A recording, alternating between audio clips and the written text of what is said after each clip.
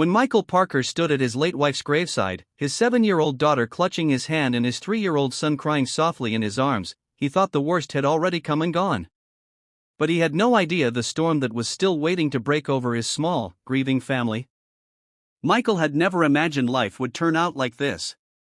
He had married young, just 25, to the love of his life, Sarah. She was kind, gentle, and carried herself with a grace that didn't match the modest life they lived.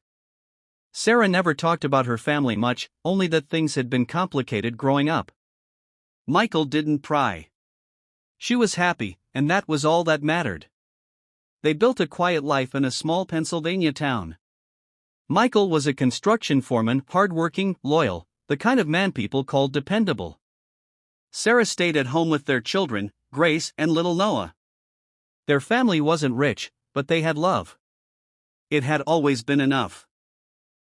Then, out of nowhere, cancer came like a thief in the night. Aggressive. Ruthless. Within 6 months, Sarah was gone. And just 2 weeks after her funeral, her parents came knocking. The confrontation wasn't dramatic, it was cold. Sarah's father, Richard Whitmore, dressed in a tailored suit and smelling like power, stood at Michael's doorway with Sarah's mother, Elaine, looking down her nose like Michael had dragged their daughter into the gutter. "You're not fit to raise them," Richard said plainly. "Sarah should have never lived this life. And those children deserve better." Michael's heart raced.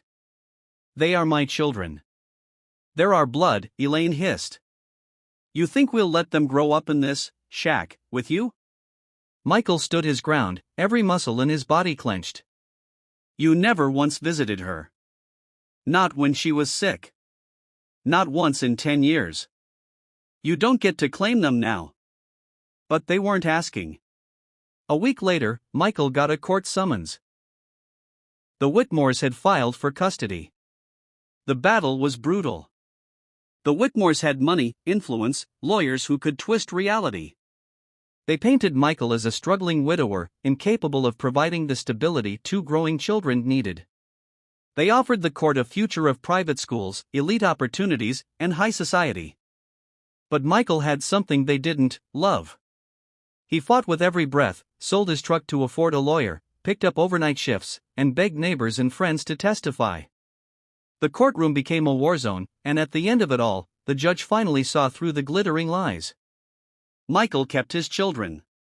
But the scars ran deep. The Whitmores cut all ties. Sarah's name was never mentioned again. Life moved on painfully, but forward. Michael took on 2 jobs, left the kids with a kind elderly neighbor during long hours, and tried to give them as normal a life as he could.